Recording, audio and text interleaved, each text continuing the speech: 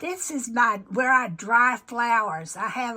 It's in a walk-in closet that I really need to walk in and do other things than dry flowers.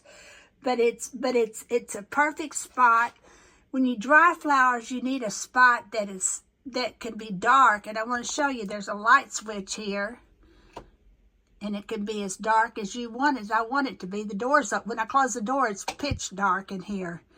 But anyway, this is a bouquet that I've already dried. Bouquet of roses that I've already dried. When I dry roses or any other flower, I've tried using the silicone and the microwave method, but it's slow, it's not spontaneous, and I like spontaneous. So I quit that, and I just hang them upside down with a bit of florist wire, and then let them dry in the dark. That is the sweet, that is fairy rose right there. And here is, no, that's not. That is fairy rose, right? That's not fairy rose. Those are just regular, I think, Kroger roses. But anyway, this is a fairy rose, and here's a cluster of fairy roses that I've already dried. And so I'm not sure actually, I think I could make a pretty bouquet out of those. But today's mission is to make potpourris. I have a tray of rosemary and lavender drying in here.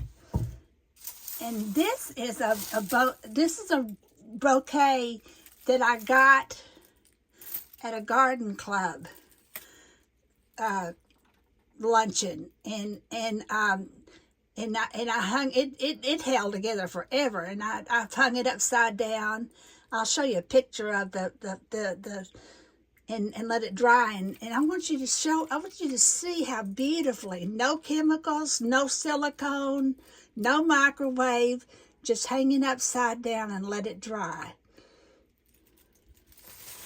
When I was a child, I've already told this story, but I would go to my grandmother's house at least 2 or 3 times a day. My grandmother was an avid garden, and I've also said this, but maybe not on camera, but most of what I do is my effort to keep my childhood, preserve my childhood, especially my grandmother, who was such a neat, gentle, sweet, simple lady.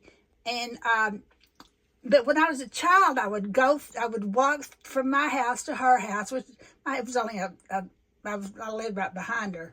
But and I'd go through her garden. I'd go through the hollyhocks first, and then when I got to the door, I would meander through the morning glories. I would meander through the poppies and the iris. She had gorgeous iris plants. She was German, and she had tons of German iris. But I would go through there, and I would just meander and enjoy everything I saw. And then when I got to the door, I felt like I had reached some kind of heavenly spot. I wrote a poem about that. I've reached the door of my grandmother's shore, the place from the garden inside. But right inside that door, as you entered the kitchen, there was a closet where she dried flowers and saved seeds. And it always smelled, if I could go there right now, I bet it still smells like my grandmother. But my grandmother wore a Sunbonnet Sue sun hat, and she wore a denim jacket that she called a duster. That goes back to the Wild West days. And my grandmother wasn't really, I mean, she lived not long after the Wild West days, quite honestly. But anyway, the poem about that starts, the bonnet's at the very top, the duster's down below.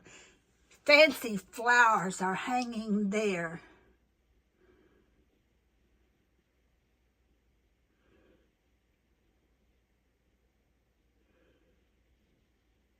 And that's kind of what reminds me. I'll put the whole poem on my website. anyway, so that's so this is it's preservation, but it's more than preserving flowers. I'm preserving my life and my grandparents and my parents.